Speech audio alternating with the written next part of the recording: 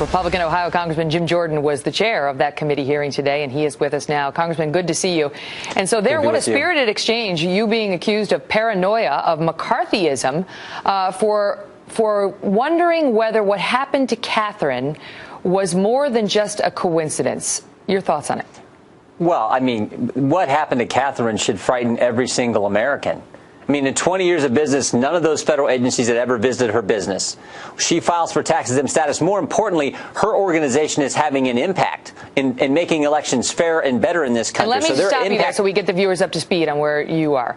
She founded True the Vote, which is an organization that tries to prevent voter fraud down in Texas. And she applied for tax-exempt status. Having never been bothered, she has a manufacturing business with her husband. Having never been bothered in their manufacturing business by the feds prior to that point, after she applied for her voting organization, she gets 6 FBI visits, 2 ATF visits, 2 personal IRS audits, 2 business IRS audits, and an OSHA visit. And the OSHA inspector apparently said, I don't even know what I'm doing here.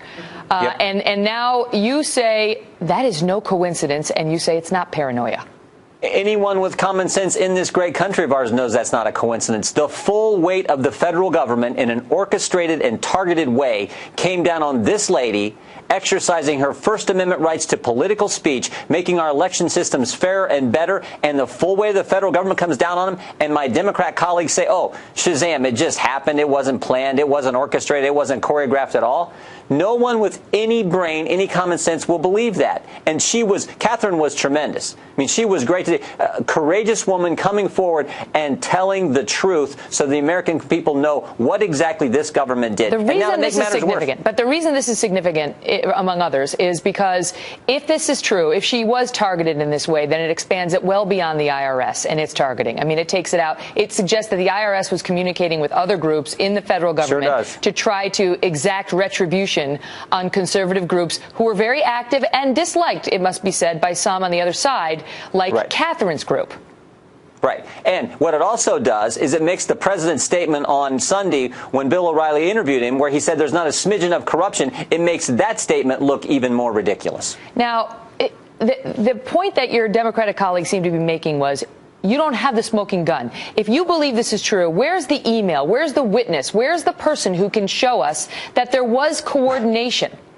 I wish we did. We keep digging. Treasury drags their feet. IRS drags their feet in giving us the documents we've subpoenaed. I wish we could get to it. But what we do know is the 41, Jay Sekulow was also in the hearing today. 41 clients he represents.